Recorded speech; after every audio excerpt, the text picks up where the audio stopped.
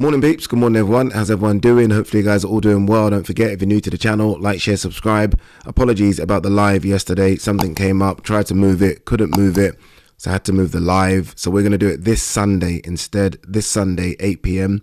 A few of the old school subscribers will remember we used to do lives every Sunday session live. So it is like going back to old times, but I do want to keep them to Thursdays as the permanent fixture. But for this week, we are going to go live this Sunday, 8 p.m. All right, before we have a look at the stories, I just want to shout out my boy, Ariel Helwani. The MMA awards were yesterday night, I believe, and he won Best Journalist, wait till you hear this, for the 15th time in a row. 15th time in a row, Ariel Helwani won Best Journalist. I mean, is there no one else? What the fuck? I mean, congratulations to my boy, but is there no one else? Jesus Christ. Imagine if you are one of the other journalists, you're thinking, is there any point even turning up? 15 times in a row. I think the British Boxing Awards announced their best presenter journalist yesterday. I didn't even make the 10. And this boy's won it 15 times in a row. Incredible. I was watching the Gervonta Davis post-presser scrum. The presser got a bit heated. Not with Gervonta Davis and Lamont Roach. It got a bit heated with Gervonta Davis and Lamont Roach's people. But yeah, so I was watching the scrum yesterday, yeah. And some of the questions that these reporters, journalists were asking Gervonta were just trash. Honestly, just trash. Like lies. Like someone asked, or someone said to Gervonta, Inoue said, all you have is power. Inoue has never said that. Like just nonsense, just making shit up.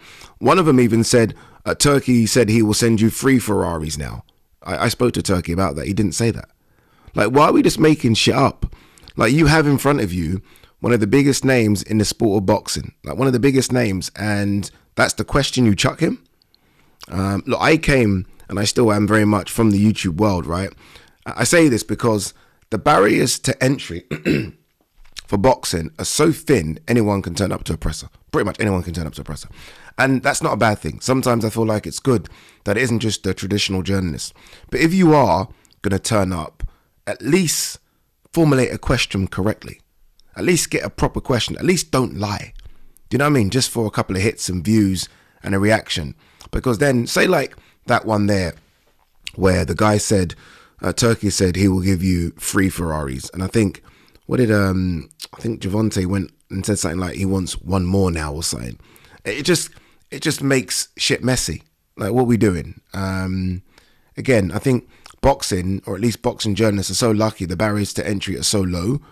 I mean, you couldn't do this in any other sport. Like, you couldn't do this to LeBron James. You couldn't get a question in with Ronaldo. Do you know what I mean? So yeah, look, once we have been given the opportunity to ask questions, which I think is good, let's ask proper questions. Let's just not lie, because it's just, again, it's just pointless. Honestly, it's pointless because, like, even that question that the guy said about Inoue said Gervonta has only power. Even Gervonta was like, did he really say that? Gervonta was kind of taken back, and Gervonta was like, I'm not gonna wild out right now because I don't believe that. And then there's a few people in the scrum that was like, nah, Inoue didn't say that. And again, I just think it's pointless. You get an opportunity to speak to one of the best boxers on planet Earth, who actually likes to talk now, Gervonta. Gervonta doesn't run away from these questions anymore. And that's the question you ask him. Crazy. Canelo Alvarez open to Terence Crawford, Jake Paul fights, business with Turkey, ALalshikh. That's not quite how it was. Canelo basically said, look, I don't really want to talk boxing. He did this kind of like open sit down thing with journalists. He said, I don't really want to talk boxing. But look, it's business. If it's business, I'm all good with business. I do wonder what's going to happen with the Terence Crawford situation, just because Terence has tweeted something like, in 2025, I'm going to remind you of how great I am. So that makes me feel like Terence knows there's something big coming in 2025. When I spoke to Turkey the other day, he said Terence is going to be out until May. As we all know, Canelo fights in May. So I do wonder if there is discussions, because I do look at the options for Canelo in May, and it's crazy, right? I mean, Canelo is the biggest star of the sport, but the options for him, especially with Morale and Benavidez now fighting each other, are very, very slim at 168 pounds. And even you look at the guys at 160 that could come up, like sexy fights. There is no Hamza's fighting Carlos Adames. He's not going to fight Alan Canali. I mean, what's the point in that? So I do wonder. As for the Jake Paul one, I mean, look, if it makes money, it makes sense. And a lot of you guys might not want to hear it, but I mean, if they're going to offer Canelo, I don't know what they could offer him, 50 to 100 million to fight Jake Paul. You think he ain't taking that? Do you think he's thinking, no, I'm not getting involved in this circus? He's taking that money. Of course he's taking that money. This is the guy that's had a long career in the sport of boxing where he's taken some damage and he's been in some tough fights. If you're offering him 50 million to dance around the ring with Jake Paul and knock him out in a couple of rounds, he's taking that money. So don't be surprised. Honestly, do not be surprised if in a year's time or 18 months time that Jake Paul is in a ring with Canelo Alvarez. Do not be surprised. Don't be surprised to hear what I'm going to tell you next. And that's about the Wladimir Klitschko return stuff. Sounds wild, doesn't it? It really does. But again, look, there were conversations, or at least talks, about Wladimir Klitschko fighting Daniel Dubois. That's out there now. That's not bullshit. That's out there. I think even Frank Warren mentioned it the other day. I can't remember who he was speaking to. I think it might have been Umar for Box Nation. But he mentioned it the other day that there was a conversation about Wladimir Klitschko returning to try and become the oldest heavyweight champion ever. So jumping over George Foreman and fighting Daniel Dubois. That was a conversation. That conversation stopped. In speaking to Turkey the other day, and I don't know if I mentioned this on the video, so we asked about Wladimir Klitschko. No, Turkey mentioned, we didn't even ask, Turkey mentioned Wladimir Klitschko, and I thought that conversation was dead, right? And I was like, okay, well, yeah, we know, Daniel Dubois. And he's like, no, Tyson Fury. Like, Wladimir Klitschko, if he is going to come back, he shut down the Daniel Dubois conversations, Wladimir Klitschko did. But if he is going to come back, he wants to come back for one man and one man only, and that's Tyson Fury. And I'm all for it. Guys, I'm all for this Rocky story. I don't know why, but I just love the idea of it. Like, I love it. I don't know. Look, it goes against everything I preach. Like, everything. Like, when you're retired, stay retired. You're too old. Boxing's a young man's game. But there is something very wild and I think crazy about Wladimir Klitschko, who, by the way, is in incredible shape. I will say this. He's not like he's a guy that's been drinking beer and eating fish and chips for the last 8 years. He's still in fantastic shape. There's something wild and crazy about him coming back, and his walkout music, which was fantastic, and his brother flanking him, shoulder pads on, walking to the ring to fight Tyson Fury. Fucking take my money. Take my money. Obviously, this is providing Tyson Fury beats Oleksandr Usyk, right? But just the idea of it, like the idea of that Rocky, like, you know, the Rocky Balboa films where he fucking hasn't done anything for 10 years and then fights Antonio Tarver or whatever. I just find it crazy. I find it crazy. And this is legit. This isn't me just making up a fucking video title for you guys to watch and click. No, this is legit. This is what Turkey said to me and Ariel Helwani. That if Wladimir Klitschko, if Tyson Fury wins, Tyson Fury has options. One of those options is Daniel Dubois, undisputed. One of the options is obviously AJ, biggest fight in British boxing history, maybe. The other option is Wladimir Klitschko. I mean, if you're Tyson Fury and those options come across, look, obviously he's got a job to do, and I think a very difficult job to do, December 21st, which is only a couple of weeks away. But if those options come across your table, which one do you think he's taking? Which one, what do you take the bull that is Daniel Dubois? Do you take AJ, who, I don't know, still could be relatively dangerous? Or do you take a man who hasn't fought for 8 years? Or how long? I think 8 years. You fucking take the man that's not fought for 8 years. And they'll all be for the same money. I'm telling you now, yeah, don't scoff at this. Wladimir Klitschko, Tyson Fury is an enormous fight financially. I'm telling you now, people will tune in. I'm telling you. Remember, they were supposed to have a rematch. Then Tyson Fury kind of, went off the wagon, fell off the wagon. But there was supposed to be a rematch. It was supposed to happen.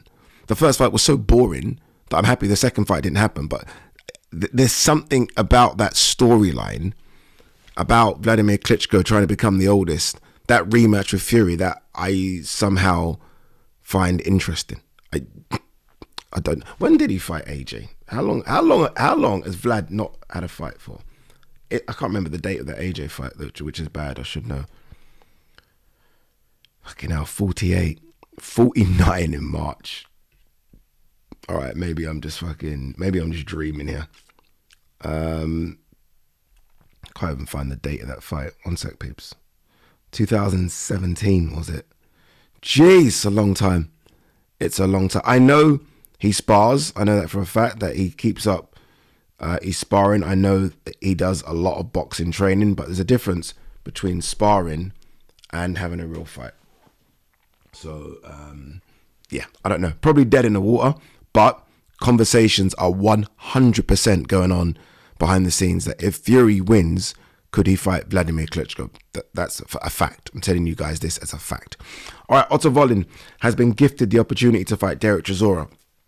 Yeah, he has. Look, he's a name. People know who he is. It's certainly not Jarrell Miller, but he's a name. It's funny, Dimitri Salita has been battered right now.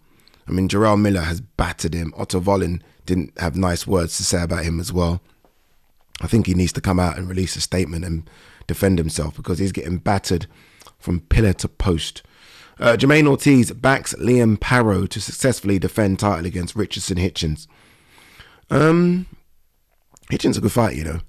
Hitchens a good fighter, but Liam Parrow has walked the walk and talked the talk, hasn't he? I mean, he has. I mean, Montana Love was chirping, beat him. Subriel Matias was already doing FaceTime with fucking other fighters in the lead up to that fight, almost assuming that Liam Parrow was easy work. Was it Devin Haney who was kind of FaceTiming, saying, "You're next, you're running for me," blah, blah. He got bashed up. So I also pick Liam Parrow to get the job done. Won't be easy though, but I think Liam Parrow gets the job done. Lawrence Okoli predicts a big knockout against Hussein Mohammed. Spoke to Lawrence the other day, 2-3 days ago. Came on TalkSport to speak to us. Look, I said to Lawrence as well, live on air, I said, look, it's not just a win, is it? You need to look good. You've been critiqued in the past about some of your performances, even the wins. So you've got to look very, very good, because look, Lawrence is a name. Say what you want to say about his boxing style. He's a name. People know who he is. If he does win, he can catapult himself into a big fight. He's now, I think, in the top 5 in the WBC because he was the WBC Bridgerweight champion. That's how it works. The champion below, as soon as they go up, they get elevated. So he's in a position where if he wins this, big fights. And I said to him, what next? Like, what do you want next if you get past Hussein Mohammed? And I think he said Fabio Wardley. He said Martin Bacoli. I think he might have said the winner of Jean Cabial or something. I can't remember, but he wants the big names next. We'll see what Lawrence does. Look, Lawrence was clearly oversized for a cruiserweight. Clearly, I've been around him. Enormous guy. Now, though, as a heavyweight, same size as everyone. You know, 6'5", 18 stone, whatever Lawrence is going to weigh, 70, same size. They're all that big. All of them can punch. So all his attributes, his range, his length, his power, well, that's now all gone. So now you have to find something else. So let's see what Lawrence can do against this Hussein Mohammed, who I think just lost to once and is a bit of a puncher himself. So we'll see how that plays out. It's not going to be easy work for Lawrence at all. All right, let's have a look and see if there is any other news. I don't think there is much. Let's not forget as well, I keep mentioning this, Emmanuel Navarrete, Oscar Valdez this weekend. Magnificent 7 card this weekend as well. I like it. I think it's a really good fight. Brad Pauls, Denzel Bentley. It's obviously they've got Nathan Heaney as their common opponents. Nathan Heaney lost to Brad Pauls, got stopped the last time. And Denzel Bentley lost to Nathan Heaney. Styles make fights. I think Denzel Bentley's going to get the job done. But it's a great fight. I like it. On that undercard, Solomon Dakers versus David Adelaide. Dakers, yeah, just needs to start fast here. Like, every time I watch Dakers, I feel like I'm watching it in slow motion. Like, just fucking get there. David Adelaide talks the talk, doesn't he? Talks the talk. Obviously, look, didn't work out well against Fabio Wardley, but he showed a bit of courage and heart. I think he beats Dakers. I think he needs to beat Dakers, but who knows? But I'm picking Adelaide to get the job done. All right, let's have a look and see. Stephen Espinoza. Jaron Ennis not at fault for Virgil Ortiz Jr. fallout. Who is then? Who's to blame here? Who's to blame? Because again, in speaking to Turkey, it seems as though the blame has been pointed squarely at Jaron Ennis. Who's to blame? You know why I disagree with this statement? Look at Floyd Schofield. Look at Floyd Schofield. If you really want to fight, you'll get that fight. Like everyone's been pushing back on Floyd fighting Shakur Stevenson. Like, no, you're not ready. Oscar said, no, Bernard, no, you're not ready. You're not ready. I am ready. I want the fight. Give me the fight. Everyone online saying, the fighting happening. Floyd's constantly tweeting about this fight. No, I want the fight. He's got tweets ready in his drafts, like to press, ready to go. I want that fight. Give me that fight. I will see you in the ring, Shakur. Just push back. He gets the fight. If you really want the fight, you'll get the fight. Jaron Ennis was first choice for Virgil Ortiz. If Jaron really wanted to fight Virgil Ortiz, Jaron's fighting Virgil Ortiz. Do you know what I'm saying? The only person that will stop Jaron from fighting Virgil Ortiz is Jaron Ennis. Fact. All right, guys, girls, I think we are done. We are done. I will speak to you soon, live this Sunday, 8 p.m.